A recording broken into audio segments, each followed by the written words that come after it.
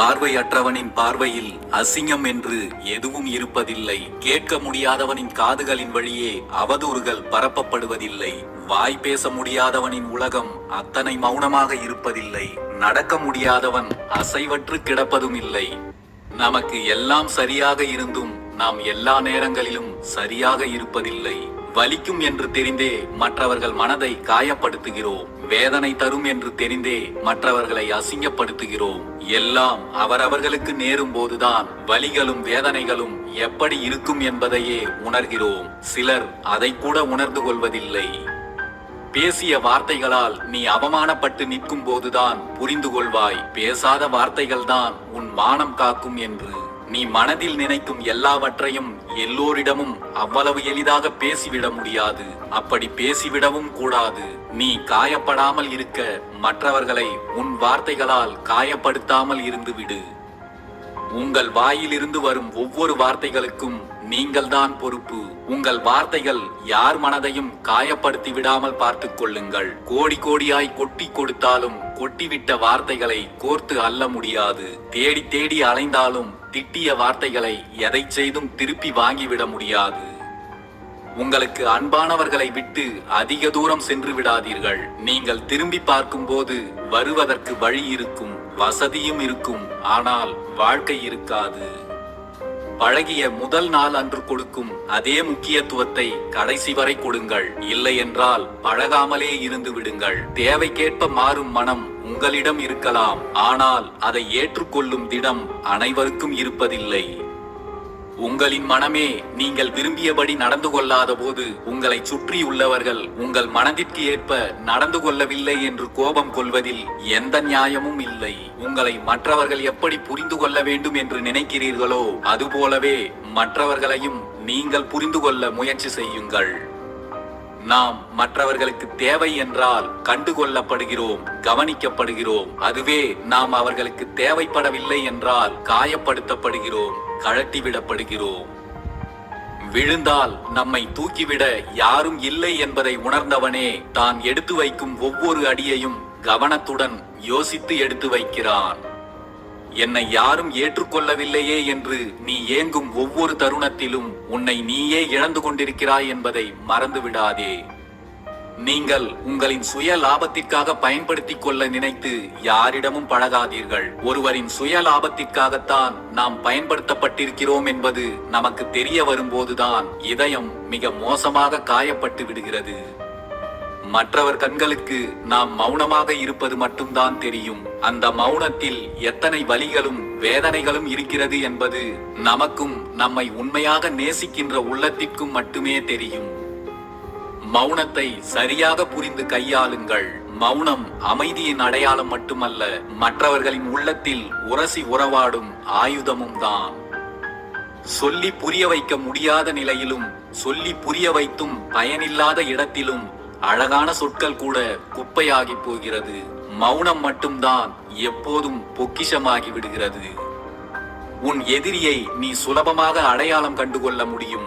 ஆனால் உன் நண்பர்களில் நல்ல நண்பர்கள் யார் என்பதை அனுபவத்தின் மூலம்தான் தெரிந்து கொள்ள முடியுமே தவிர வேறு எந்த அறிவை கொண்டும் உன்னால் அதை கண்டுகொள்ளவே முடியாது. எல்லா உறவுகளும் உனக்கு உண்மையாகத்தான் இருக்கிறார்கள் என்று நினைத்து விடாதே. நீ யாருக்காக உனக்குள் அழுது அழுது இறந்து கொண்டிருக்கிறாயோ அவர்கள் வேறு யாருக்காகவோ சிரித்து சிரித்து வாழ்ந்து கொண்டிருக்கிறார்கள் என்பதும் கசப்பான உண்மைதான்.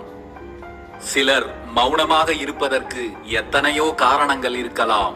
ஆனால் மற்றவர்கள் புரிந்து கொள்ளும்படி பேச தெரியவில்லையே என்ற ஆதங்கமும் நாம் பேசுவதையெல்லாம் தவறாக புரிந்து கொள்கிறார்களே என்ற கோபமும் தான் இங்கு பலரும் மௌனமாக இருப்பதற்கு காரணம். உன்னை சுற்றி எத்தனை உறவுகள் இருந்தாலும் நீ தனியாக இருப்பதைப் போலவே நினைத்துக்கொள். அப்போதுதான் யாருடைய பிரிவும் உன்னை ஒன்றும் செய்யாது. நம் வாழ்க்கையில் எதற்கு வந்தார்கள் எதற்கு சென்றார்கள் என்று தெரியாமலே கடந்து போய்விடுகிறது சிலரது வருகையும் பிரிவும். யாரையும் திருப்திப்படுத்த வேண்டும் என்று எதையும் செய்யாதே. நீ என்ன செய்தாலும் அவர்கள் திருப்தி அடையப் போவதில்லை. ஏனென்றால் சிலரின் உண்மையான குணமே எதிலும் திருப்தி அடையாததாகத்தான் இருக்கும். யாரும் உன்னை நிராகரிக்கும் வரை காத்திருக்காதே. சிறிய விரிசல்கள் விழும்போதே விடைபெற்று சென்று விடு. அதுதான் நமக்கும் நல்லது, அவர்களுக்கும் நல்லது. ஏனென்றால் சில விரிசல்களை எதை கொண்டும் சரி செய்ய முடிவதில்லை. ஒருவரிடம் நமக்கு உரிமைகள் அதிகமாகும் போதுதான் அவர்களை பிரிவதற்கான சந்தர்ப்பங்களும் அதிகமாகின்றன. அடிமையாக வாழ்வதைக் காட்டிலும் கேவலமானது அடுத்தவர்களின் யோசனைகளுக்கெல்லாம் ஆமாம் என்று சொல்வது.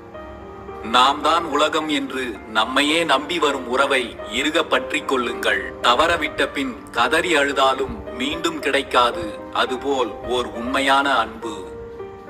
வலிகளை தந்துவிட்டு போகும் யாரையும் மறக்க வேண்டும் என்று நினைக்காதீர்கள். அது வீண் முயற்சி. எவ்வளவு நாட்கள் ஆனாலும் சிலர் தந்துவிட்டு போன வலிகளை நம் இதயத்தால் மறந்தது போல் நடிக்க முடிகிறதே தவிர நிச்சயம் எதையும் மறக்க முடிவதில்லை.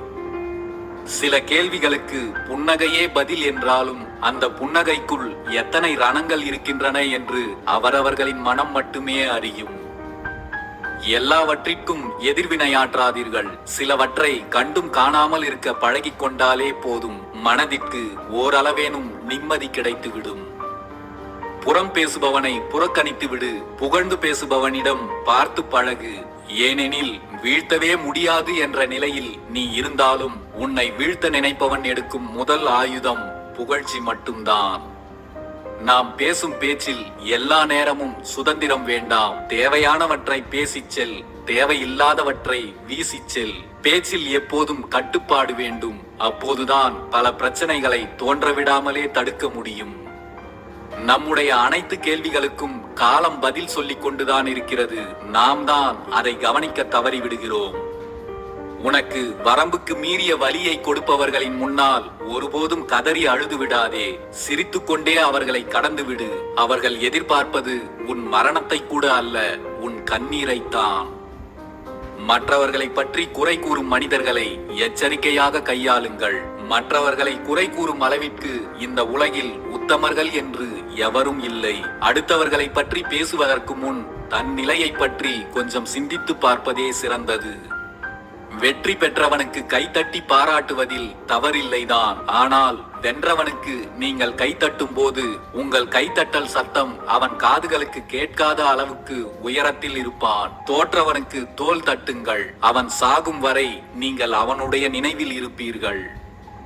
எந்த சந்தர்ப்பத்திலும் யாரிடமும் உதவி கேட்டு அழுது நின்று விடாதே. சிலர் உன்னை இயலாதவனாக பார்த்துவிட்டால் உன்னை அடிமையாக நடத்த பார்ப்பார்கள். எல்லா சந்தர்ப்பங்களிலும் இறைவன் முன்பாக மட்டும் உதவி கேட்டு அழுது நில்லுங்கள். அவன் மட்டும்தான் உங்களை ஒருபோதும் காயப்படுத்தி பார்க்க மாட்டான்.